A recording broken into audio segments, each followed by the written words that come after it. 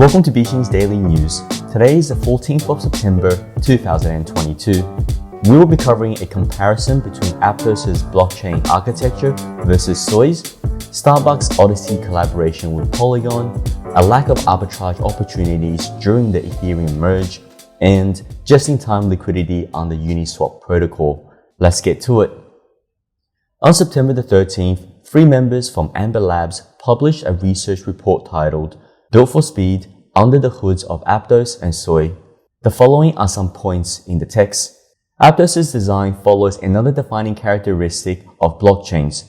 All transactions must be ordered and batched into blocks by validators before being written to the single universal ledger. This dual process of ordering and batching requires momentarily pausing the state of the universal ledger to record groups of transactions. It also requires that validators achieve consensus on the ordering of every transaction written to the ledger, which can introduce additional latency relative to a design which does not require the ordering of every transaction. Having said that, transaction execution and dissemination on Aptos are performed continuously by validators in the background, even if the written state of the ledger is momentarily paused. In Soi's design, because each object essentially has its own independent ledger, a significant portion of transactions submitted at any given time do not need to be sequenced at all. The only transactions which require ordering are those which view or alter attributes of the same objects as another transaction. If 2 or more transactions are sent to a validator at exactly the same time and don't touch any of the same objects, they can be written to the ledger simultaneously. Additionally, writing one of these transactions on the ledger does not require pausing the entire ledger state. It only requires pausing the ledger of the specific object being impacted by the transaction. Both Aptos and Soi represent the culmination of years of distributed ledger scalability research, and their new mempool and consensus protocols provide a material performance boost over existing architectures. As with any layer 1, the actual implementation of Aptos' and Soi's respective designs will be a major determinant of their real-world performance. Fortunately, both of these new entrants to the layer 1 landscape have the expertise and capital to execute well on their vision. In our view, Soi's object-centric DAG appears to provide certain advantages over traditional blockchains in terms of throughput and latency, at least in theory. However, this may come at the cost of easy divisibility of assets and additional workload placed on validators. Either way, both protocols are still in their early stages of development, so we may see their respective performance advantages shrink over time as each one improves. Either way, both of these new layer 1s are highly ambitious undertakings which we expect to push layer 1 capabilities in our industry forward. On September the 12th, KOL Alio posted his thoughts on the Starbucks Odyssey and Polygon announcement on Twitter. The following are the main points. So why is this a big deal? A major multinational company such as Starbucks, with a revenue of $29.1 billion in 2021, establishing a loyalty reward program using NFTs, which can onboard millions of new users to NFTs through their apps. Now, they validate the Web3 powered experience as a route to deepening customer engagement and loyalty.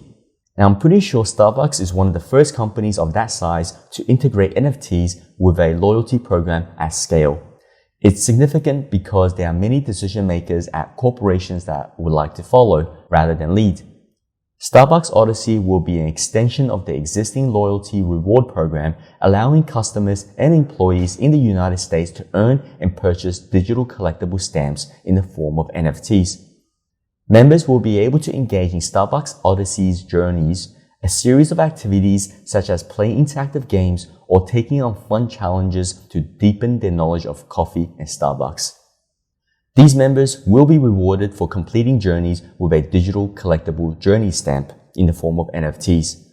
Limited edition stamps will also be available for all members to purchase directly with a credit card in the app. No crypto wallet or cryptocurrency is needed. This is the right strategy. Crypto complexity should be abstracted away in the back end. As stamps are collected, members' points will increase. unlocking access to unique benefits and experiences such as virtual espresso martini making classes, access to unique merchandises, trips to Starbucks coffee farm in Costa Rica. In my opinion, a lot of CMOs around the world will be looking at this announcement and thinking, we need a Web3 strategy as soon as possible. This is good for the entire Web3 space. On September the 12th, the founder of North Rock Digital Hall Press tweeted his opinion on where Ethereum funding is headed. Here are his main points. Funding has started heading where I knew it would, to extreme negative levels. This is not a function of positioning of people even trading though. This is primarily a function of market makers pricing the fork to avoid getting arbitraged. Funding is simply a formula based on the difference in price between perp and spot. At the time of merge, perp will be roughly $15 below spot and funding will be extremely negative. From now till then, we'll trend to that point. At the point before the merge, funding will be several hundred% negative on an annualized basis, but it will only stay there for a very short period. Overall total funding paid will be roughly equivalent to the value of the fork, hence no arbitrage. When the reader expressed still wanting to understand what this means for Ethereum pricing going and coming into the merge, he replied, it means nothing. Ignore. On September the 9th, 2022, a blog written by Xing Wan and Austin Adams was published on Uniswap. The blog titled Just-in-Time Liquidity on the Uniswap Protocol. Here is a summary section and conclusion. There has been some confusion around the concept of just-in-time liquidity on Uniswap. Paradigm's Dan Robinson, a co-author of the Uniswap version 3 white paper, recently ran a poll on Twitter surveying people's estimates of the percentage of version 3's liquidity supplied by just-in-time. The most common answer was over 40%, with just 16.5% of respondents correctly answering less than 1%. We found after investigation, just-in-time liquidity is a special form of liquidity provision where an LP mints and burns a concentrated position immediately before and after a swap. Just-in-time transactions are very rare. There were a little over 8,000 just-in-time transactions between May 2021 and July 2022, and just-in-time liquidity accounts for a fraction of a percentage of Uniswap's version 3's total liquidity provided.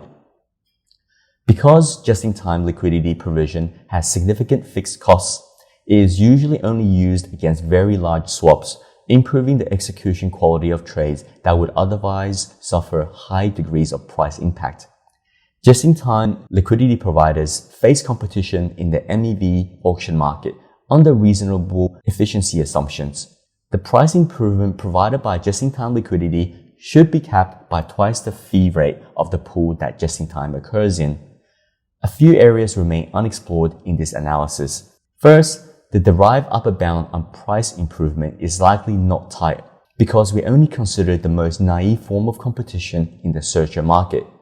Second, it is worth exploring new mechanism designs that allows LPs to more easily compete with price improvements for traders.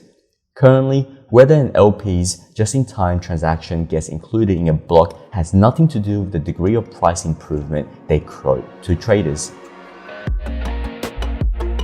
To continue hearing more, please subscribe to beachinventures.substack.com for a daily newsletter and follow Twitter account Beachin Ventures to hear the rest.